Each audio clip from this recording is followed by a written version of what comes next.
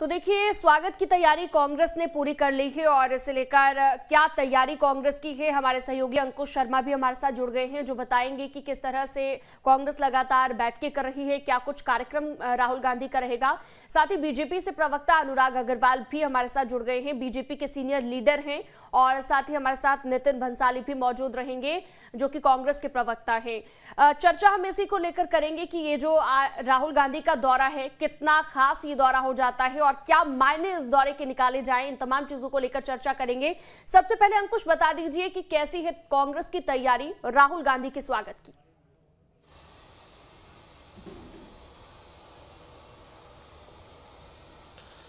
देखिए, कांग्रेस सरकार और संगठन की अगर बात करें तो राहुल गांधी चूंकि राष्ट्रीय नेता हैं कांग्रेस पार्टी के, और ऐसे में उनके स्वागत को लेकर पूरा संगठन और सरकार लगातार जुटी हुई है। मुख्यमंत्री भूपेश बघेल उत्तर प्रदेश और पंजाब दौरे पर थे और जैसे ही वो रायपुर पहुंचे तो सबसे पहले उन्होंने उस स्थान का जायजा लिया जहां पर राहुल गांधी के लिए कार्यक्रम आयोजित होना है। छत्तीसगढ़ सरकार इस दिन कई योजनाओं की शुरुआत करने जा रही है और ये शुरुआत जो है अपने राष्ट्रीय नेता राहुल गांधी से कराने की तैयारी में पहले से ही कांग्रेस थी और उसी दिन की तैयारी जो है 3 फरवरी को एक बड़ा आयोजन, बड़ा समारोह कह सकते हैं कि 3 दिनों का ये मेला लगेगा, जिसमें पहले दिन की शुरुआत में राहुल गांधी करीब 3.5 घंटे इस कार्यक्रम में शामिल रहेंगे। कई अलग अलग आयोजनों के माध्यम से राहुल गांधी जो है जनता से जुड़ेंगे। इसके अलावा जो भूमिहीन कृषि मजदूर हैं उनके साथ, महिलाओं के साथ, मजदूरों के साथ और किसानों के साथ उनका भोजन तक का कार्यक्रम जो है वो रखा गया है। तो तमाम कार्यक्रम जिस तरीके से जारी हुआ है उस लिहाज से अगर देखा जाए तो सरकार की तैयारियां पहले से ही चल रही थीं, क्योंकि जैसे ही ये स्पष्ट हो गया, तय हो गया कि राहुल गांधी ने रायपुर आने का 3 तारीख को समय दिया है, उसके बाद इन तैयारियों में तेज़ी लाई गई। और नया रायपुर की अगर बात करें तो वर्धा की तर्ज पर सेवाग्राम जो है वहाँ पर बनने जा रहा है और उसको लेकर शिलान्यास की तैयारी जो है वो भी कर ली गई है।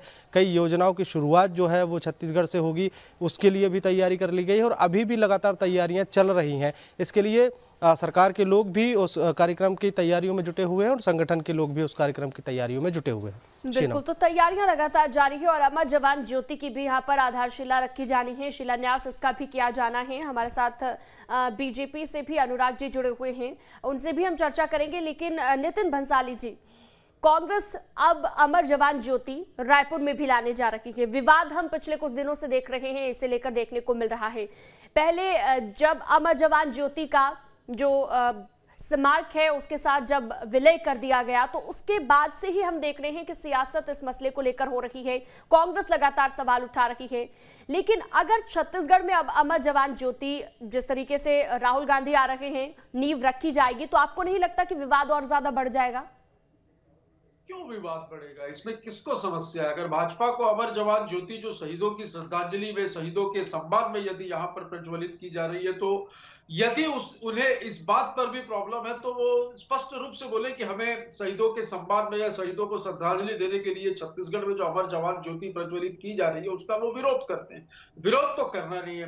मुद्दा विहीन लोग हैं, मुद्दा विहीन विपक्ष है, मानसिक रूप से दिवालिये हो चुकी हैं, कुंठित हैं और अवसाद में चले गए, क्योंकि 15 साल शासन किया और 15 सीटों में ये सिमट कर रह गए, अब तो 14 पर है।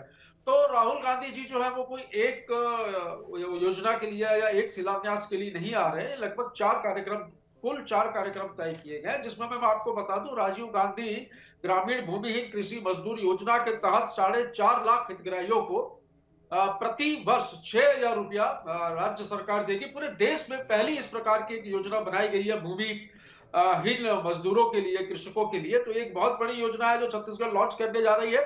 इसकी पहली किस्त जो है राहुल गांधी जी जारी करेंगे। साथ ही 13,269 राजीव गांधी मितान क्लब बनाए गए, जिसमें हम युवाओं को रोजगार के लिए प्रेरित करेंगे, उन्हें जोड़ेंगे। इसके साथ ही अमर जवान ज्योति की जो आपने बात की, तो शहीदों को श्रद्धांजलि पूरे देश में जहां पर भी सेना के, पुलिस के, सशस्त्र बलों के जवान शहीद हुए होंगे या होंगे, उनके स्मृति में, उनकी याद में यहाँ पर अमर जवान ज्योति जलाई जा रही है। सेवाग्राम की तर्ज पर बापूजी के सिद्धांतों पर कांग्रेस गांधीवादी विचारधारा के उस पे रास्ते पर चलती है और उसी तर्ज पर, वर्धा की तर्ज पर रायपुर में सेवाग्राम बनाया जा रहा है, जिससे हम आने वाली पीढ़ी को बापूजी के सिद्धांतों से इतिहास को हम आजादी के इतिहास को हम लोगों को बता पाए। तो इन सारी चीजों में भाजपा को कहीं कोई समस्या मुझे लगता है होनी नहीं चाहिए, पर यदि है तो देखिए मुद्दे है नहीं और किसी भी तरीके से कुछ भी बोल। बिल्कुल, अनुराग जी से ही समझ लेते हैं। आप कह रहे हैं कि बीजेपी को कोई समस्या होनी नहीं चाहिए, लेकिन उनसे समझते हैं उनकी क्या राय है इस बारे में। अनुराग जी, आप इत्तेफाक रखते हैं इस बात से कि किसी तरह की कोई समस्या नहीं है अगर एक अमर जवान ज्योति रायपुर में भी हो जाए, जो कि पहले दिल्ली में थी और उसका विलय अब कर दिया गया है स्मारक के साथ? हीना जी, राहुल गांधी को यहाँ लाने की जो योजना है, भूपेश बघेल की योजना सफल हुई कि नहीं हुई, ये तो तब पता चलेगा जब राहुल गांधी जी वापस जाएंगे। लगातार 2 वर्षों से भूपेश बघेल जी प्रयास कर रहे थे कि उनके नेता राहुल गांधी जी यहाँ आए, लेकिन राहुल गांधी जी लगातार समय देके इनकार कर रहे थे। याद करिए पिछले समय जब विधायकों को लेकर ये गए थे, तब छत्तीसगढ़ पूरा जानता था कि भूपेश बघेल जी अपनी सीट बचाने गए हैं, लेकिन ये कहते थे कि हम अपने नेता राहुल गांधी जी को आमंत्रित करने गए हैं और मैं स्वयं राहुल गांधी से मिला हूं और वो राज्योत्सव में आने के लिए सहमति प्रदान किए हैं और जब वो आएंगे तब हम यहाँ पे देखेंगे। राज्योत्सव में राहुल गांधी जी का आना नहीं हुआ। फिर ये कहते रहे कि राहुल गांधी जी को हम बस्तर का विकास दिखाएंगे, बड़ा जोर शोर से तैयार रही, फिर राहुल गांधी जी नहीं आए।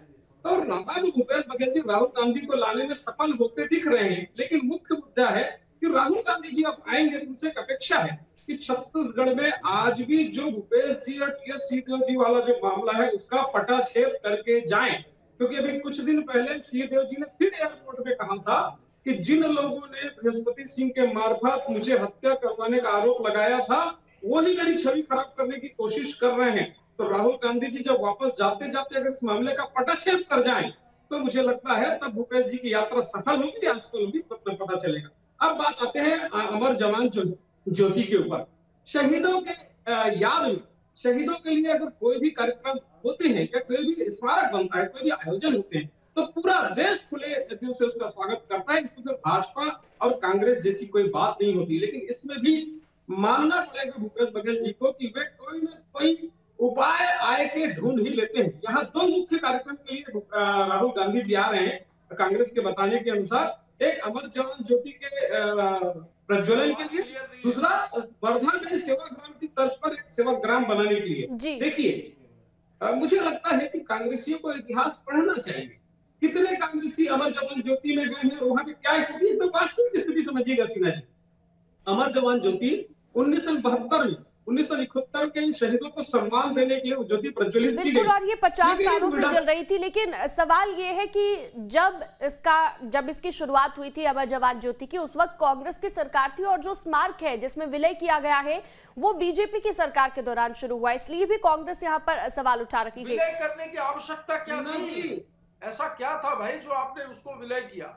ये भी एक प्रश्न बनता है। अगर ऐसी बात करें कि वो स्मारक कांग्रेस का था, ये स्मारक भारतीय जनता पार्टी, बड़ा दुखद है। जी, नितिन जी कुछ कहना चाह रहे हैं, कहिए नितिन जी। उसमें एक विडंबना की आवाज सबसे पहले क्लियर नहीं है, ये क्या बोल रहे हैं, चिल्ला चिल्ला के कुछ समझ में नहीं आ रहा है। ठीक है, मैं आऊंगी अनुराग जी आपके पास। नितिन जी अपनी बात रखना चाह रहे हैं, उसके बाद मैं आपसे भी इसका जवाब लूंगी कि क्या वजह इसके पीछे रही, क्यों विलय किया गया। देखिए शीलम, मैं ये पूछना चाहता हूँ कि यदि अमर जवान ज्योति छत्तीसगढ़ में जल रही है शहीदों की याद में, शहीदों की स्मृति में, शहीदों को सच्ची श्रद्धांजलि देने के उद्देश्य से, तो इसमें भारतीय जनता पार्टी को क्या कोई दिक्कत है? क्या शहीदों के सम्मान से भी इनको दिक्कत है? अब मैं ये पूछना चाहूंगा कि दिल्ली में 50 साल से जो अमर जवान ज्योति जल रही थी इंडिया गेट में, उसको हटाने का क्या उद्देश्य था? क्या ऐसी वजह थी कि उसको हटाया गया? नहीं, लेकिन बीजेपी कह रही है कि हटाया नहीं गया, उसका विलय किया गया, ये बीजेपी का तर्क है। किया गया विलय, जो एक याद देखिए, ये हमेशा इतिहास और संविधान इन दोनों को पलटने का काम बीजेपी बड़ी बखूबी से कर रही है, लेकिन अपने मंसूबों पे वो कामयाब नहीं होगी, हम होने ही नहीं देंगे। लगातार आप देखिए इतिहास से छेड़छाड़ करना और इस प्रकार के मतलब संविधानिक, क्या यही वजह है नितिन जी कि अब जो राहुल गांधी का दौरा है उसे भी हम इससे जोड़कर देखा जाए, ये जो विवाद पूरा बढ़ा, अब राहुल गांधी कल आ रहे हैं छत्तीसगढ़ में, तो क्या ये भी एक वजह रही कि इसका भी शिलान्यास उन्हें करना था? राहुल गांधी जी काफी समय से छत्तीसगढ़ नहीं आए थे, और मैं तो कह रहा हूँ सिर्फ अमर जवान ज्योति नहीं है, इसमें राजीव गांधी ग्रामीण भूमिहीन जो कृषक और जो मजदूर है उनकी योजना का शुभारंभ हो रहा है, राजीव गांधी मितान क्लब की किस्त जारी हो रही है, सेवाग्राम का शिलान्यास हो रहा है, और अमर जवान ज्योति का भी जो जहां पे बनाई जानी है उसका शुभारंभ या उसका शिलान्यास होना है, ऐसा नहीं। बिल्कुल, महाराष्ट्र की वर्धा की तर्ज पर जो सेवाग्राम बनाया जाना है जिसका आप जिक्र कर रहे हैं, उसे लेकर बीजेपी क्या राय रखती है? बीजेपी के जो हमारे साथ सीनियर लीडर जुड़े हुए हैं उनसे समझ लेते हैं। अनुराग जी, एक सेवाग्राम भी वहां पर बनेगा अब महाराष्ट्र की वर्धा की तर्ज पर। शीला जी, मैं उम्मीद करूंगा कि सिलसिलेवार अमर ज्योति जवान से वर्धा तक के प्रश्नों का उत्तर मुझे देने के लिए समय देंगी। अमर ज्योति जवान की वास्तविक ऐतिहासिक तथ्य ये है कि जब उसमें 1971 के युद्ध के को याद किया जाता था, लेकिन वहां पे जिन शहीदों के नाम अंकित है, जिन सैनिकों के नाम अंकित है, वे प्रथम विश्व युद्ध में और इंडो अफगान युद्ध में अंग्रेजों की तरफ से लड़े थे। और उस समय तात्कालिक व्यवस्था के तहत वहां पे अमर जवान ज्योति प्रज्वलित की गई थी कि भविष्य में कभी सैनिकों के सम्मान में स्मारक बनेंगे, युद्ध स्मारक बनेंगे, वहां ये ज्योति प्रज्वलित कर दी जाएगी, विलीन कर दी जाएगी। अभी वर्तमान में जो युद्ध स्मारक बने हैं उसमें 1948 गोवा अभियान, 62-71 के सारे युद्ध के सैनिकों के नाम अंकित रहेंगे और वहां ये ज्योति विलीन की गई है। अब सेवाग्राम में अरे अध्ययन करके आते नहीं हो, आपको अमर जवान ज्योति के बारे में मालूम नहीं है, आपको युद्ध स्मारक के बारे में मालूम नहीं है महोदय। अरे आपको क्या मालूम है? आप लोगों को मालूम क्या है? आप लोगों को इतिहास ये ऐतिहासिक तथ्य है। अरे जिस राहुल गांधी के ट्वीट के पीछे पीछे पूरी कांग्रेस भागती है भाई, उनके इन्हीं विचारों से आज कांग्रेस तथ्यों को तो समझिए, तथ्यों को तो पूरा होने दीजिए। दूसरी बात, आप यहाँ पे जो अमर शहीद जवान ज्योति जल रही है, भारतीय जनता पार्टी के शासनकाल में 2006 में माननीय राष्ट्रपति महोदय ने ऊर्जा पार्क में शहीद वाटिका का शिलान्यास किया था। शीला जी, अपनी कोई बात नहीं रखी है, पूरा होने दीजिए, मैंने कहा था पूरा होने दीजिए, मैंने कहा था। जब प्रश्न पूछते तो पूरा होने दीजिए। सर, संक्षिप्त में अपनी बात रखिए, इतना वक्त नहीं आपको दिया जा सकता। ठीक है, अगर बात का विस्तार है तो पूरा बताना पड़ेगा। चलिए, मैं दोबारा लौटूंगी आपके पास, आप बने रहिए हमारे साथ। अंकुश भी लगातार जुड़े हुए हैं हमारे साथ। अंकुश, जिस तरीके से विवाद अब बढ़ता ही जा रहा है, अब कांग्रेस भी अमर जवान ज्योति वहां पर लेकर आती है, महाराष्ट्र की वर्धा की तर्ज पर सेवाग्राम भी अगर अब छत्तीसगढ़ में होता है, तो ऐसे में विवाद तो ज्यादा बढ़ता यहाँ पर नजर आ रहा है। लेकिन राहुल गांधी का ये जो दौरा है कल का, क्या राजनीतिक मायने इसके निकाले जाए?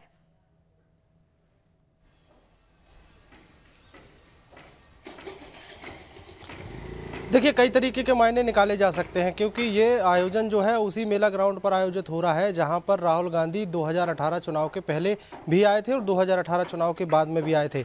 ये वही ग्राउंड है, कॉलेज जो साइंस कॉलेज ग्राउंड है, वहां पर राहुल गांधी ने घोषणा पत्र पढ़ा था। उसके अलावा अगर बात की जाए तो वो चुनाव के बाद भी आए थे, जहां पर वो कई कार्यक्रमों में शामिल हुए थे।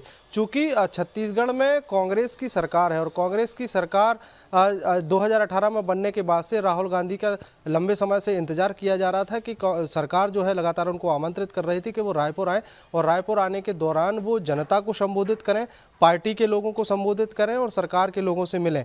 कई तरह की सियासी मायने इसमें निकाले जा सकते हैं। कई तरह की बातें जो है वो विपक्ष लगातार उठाता रहा है। अभी हाल ही में एक मामला उठाया है जिसमें जो स्वास्थ्य मंत्री टीएस सिंहदेव है, वहां अंबिकापुर से एक विषय उठा है कि एक भारतीय जनता पार्टी के पार्षद ने उनके ऊपर एक आरोप लगाया है जमीन को गलत तरीके से बेचे जाने को लेकर। वो भी एक मामला जो है सियासी तूल पकड़ता हुआ दिखाई दे रहा है। कहीं ना कहीं कई तरह की सियासत जो है वो इसमें होते हुए दिखती रहती है। भारतीय जनता पार्टी लगातार सवाल उठाती रहती है कि राहुल गांधी आएंगे, जिस तरीके से अभी जो पैनल में जुड़े हुए हैं बीजेपी के प्रवक्ता अनुराग अग्रवाल ने शुरुआत में ही कहा है कि वो जो 2.5 साल वाला जो मामला चल रहा था उसका पटाक्षेप होना चाहिए। इसकी ये बात जो है लगातार उठती रही है और जब जब राहुल गांधी का जिक्र आया है तब तब छत्तीसगढ़ में ये मुद्दा जरूर उठा है, विपक्ष की तरफ से उठाया गया है। हालांकि सरकार की तरफ से और संगठन के जो आला नेता हैं उनकी तरफ से पहले ही स्पष्ट कर दिया गया है कि इस तरीके की कोई बात नहीं है। मुख्यमंत्री के तौर पर भूपेश बघेल जो है वो ही रहेंगे। कई तरह की सियासत जो है बिल्कुल 2.5 साल के फॉर्मूले को लेकर भी सवाल बहुत बार उठाए गए हैं। अंकुश, आप बने रहिएगा हमारे साथ। और जिस तरीके से बीजेपी और कांग्रेस के प्रवक्ता भी हमारे साथ मौजूद हैं, राजनीतिक मायने हमने समझने की कोशिश की, लेकिन अब आने वाले वक्त में विवाद ना बढ़े, इससे पहले हमने देखा कि छत्तीसगढ़ सरकार और केंद्र सरकार के बीच कई बार टकराव देखने को मिला। चाहे पहले की हम बात कर लें, इससे पहले भी कई बार ये कहा गया कि केंद्र की ओर से फंड जारी नहीं किया जाता। तो क्या इस तरह की चीजें रहती हैं नितिन जी? क्या हम समझे कि ये टकराव केंद्र की जो बीजेपी सरकार के और छत्तीसगढ़ की कांग्रेस सरकार के बीच देखने को मिलता है?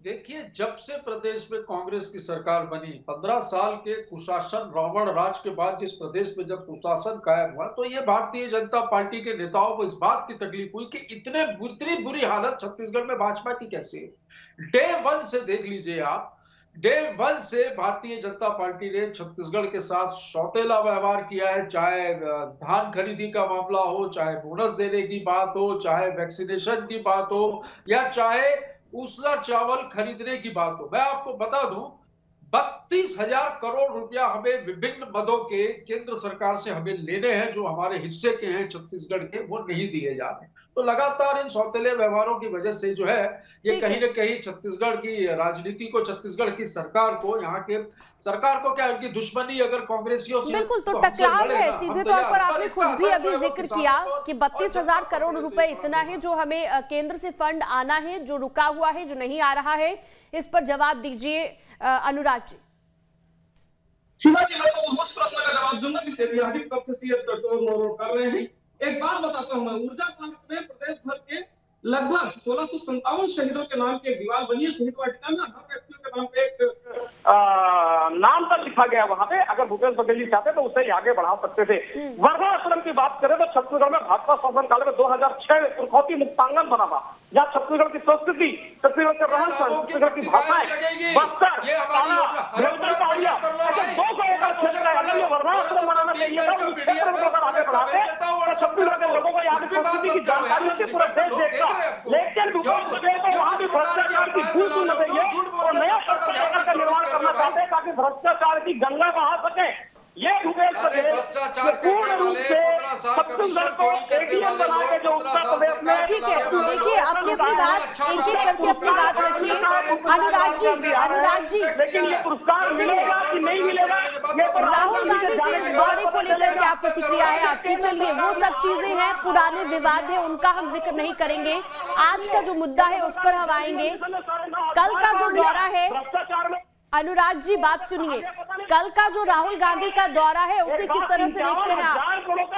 3 साल के अंदर अनुराग जी बात सुनिए। 15 साल में 30 करोड़ रुपए लिया, 30,000 करोड़ रुपए लिया, कर्ज के दलदल में डुबा के छोड़ा है आपने छत्तीसगढ़ को।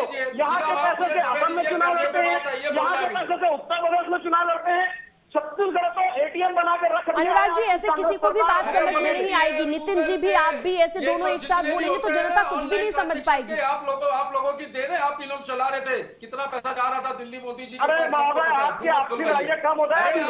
इतना बड़ा बवाल चला, आप अपने चुनाव का खर्चे निकालने के लिए आपने एसपी और आईजी कलेक्टर को टारगेट दिया कि रेत का ठेका बंद किया जाए। क्यों 3 साल तक पूरे प्रदेश भर में रेत खोदती गई, आपको नहीं दिखी? ये सब आपके मित्र हैं लगाने का। चलिए मैं लौटूंगी आप दोनों के पास। ऐसे जनता को कुछ भी समझ में नहीं आएगा, किसी निष्कर्ष पर हम नहीं पहुंच पाएंगे और चर्चा का कोई फायदा भी नहीं होगा अगर इस तरीके से आप बात करेंगे। आपसे सिर्फ एक प्रतिक्रिया, मैं आखिरी प्रतिक्रिया जानना चाहूंगी अनुराग जी। जो दौरा है कल राहुल गांधी का, कई चीजों को लेकर यहाँ पर शिलान्यास भी किया जाना है, कई नई योजनाएं भी छत्तीसगढ़ के लिए लाई जाएंगी, इस पर क्या प्रतिक्रिया है आपकी? शीला जी, राहुल गांधी जी जब पहली बार आए थे, जब यहाँ का जन घोषणा पत्र जारी हुआ था, तब जब टीएस सिंह ने विभिन्न घोषणाएं किए थे, तब राहुल गांधी जी को उस समय भी आश्चर्य हुआ। उन्होंने पूछा कि इन घोषणाओं को पूर्ति आप कैसे करेंगे? इन्होंने कहा अपने संसाधन से करेंगे। इन्होंने 10 लाख युवाओं को सामाजिक कार्यों से जोड़कर बेरोजगारी भत्ता देने की बात की थी। अब वो भत्ता देने के बजाय उनका एक क्लब खुलवा कर मात्र 19 करोड़ रुपए दे रहे हैं। ये जब राहुल गांधी जी आए हैं तो उनको पुराना घोषणा पत्र निकलवाना चाहिए और घोषणा पत्र के आधार पे को बाध्य करना चाहिए तो अपने वादे पूरे करें। 10 लाख बेरोजगारों को 3 साल से 2,500 भत्ता नहीं हुआ। दूसरा, राहुल गांधी जी जब आए हैं उनको इस मामले का पदक्षेप करना जाना चाहिए। ठीक है अनुराग जी, आप अपनी बात रखिए। आप नितिन जी को वक्त दीजिए। ठीक है नितिन जी, करने की शर्म करो भाई।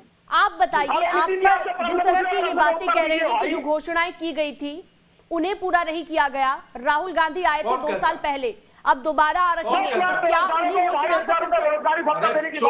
को दिलवाइए? इनको पहले साफ कराओ यार। आज खुद ही बोल रहे हो, खुद ही चिल्ला रहे हो यार। एक तो शुरू से आवाज डिस्टर्ब है आपकी। नितिन जी का अनुराग जी, अब अनुराग जी, मैं अनुरोध करूंगी आपसे, अब शांति से बात सुनिए। नितिन जी बताइए, आरोप ये लगे हैं कि जो घोषणाएं हुई थी वो पूरी नहीं की गई हैं अब तक। 36 वादे किए थे जन घोषणा पत्र में कांग्रेस ने, 36 में से लगभग 26 वादे पूर्ण हो चुके हैं और बाकी 10 वादों को पूरे करने की दिशा में काम जारी है, जहां 50 से 60% काम कंप्लीट हो चुका है। और अरे बेरोजगारी भत्ता, हमने रोजगार देने का काम किया। आप देखिए जो अभी ताजा सर्वे की रिपोर्ट आई है उसमें छत्तीसगढ़ का आंकड़ा देखिए, बेरोजगारी के प्रतिशत का, 50,000 रोजगार दिए आपने, 7% से आप ऊपर, मात्र 50,000। जब भाजपा की सरकार थी, मतलब 2018 सिर्फ ये 22% से छत्तीसगढ़ में बेरोजगारी थी, जो इन 3 वर्षों में 2.1% पर आ चुकी है। तो इस देश का बेरोजगार लोकसभा चुनाव की जड़ से उखाड़ फेंकेंगे आपको। छत्तीसगढ़ में तो सुपड़ा साफ कर दिया है, अब 2024 में केंद्र में भी आप देखिए आरोप प्रत्यारोप दोनों एक दूसरे पर लगाते ही रहेंगे, लेकिन कल का ये जो दौरा है अपने आप में काफी खास हो जाता है। राहुल गांधी इससे पहले 2 साल पहले आए थे, अब दोबारा आ रहे हैं। क्या कुछ सौगात छत्तीसगढ़ को मिलती है और इसके साथ ही जो योजनाएं वो लेकर आ रहे हैं, इनका भी हमने जैसा कि जिक्र किया। आप दोनों का बहुत बहुत शुक्रिया जुड़ने के लिए। हमारे साथ बीजेपी से अनुराग जुड़े थे और साथ ही नितिन भंसाली हमारे साथ जुड़े हुए थे कांग्रेस से प्रवक्ता। तो चर्चा इसी बात को लेकर की कि कल का जो राहुल गांधी का दौरा है कितना खास, किन मायनों में ये खास होने जा रहा है, इस पर नजरें टिकी रहेंगी। फिलहाल के लिए इस खास पेशकश में इतना ही। दीजिए इजाजत, नमस्कार।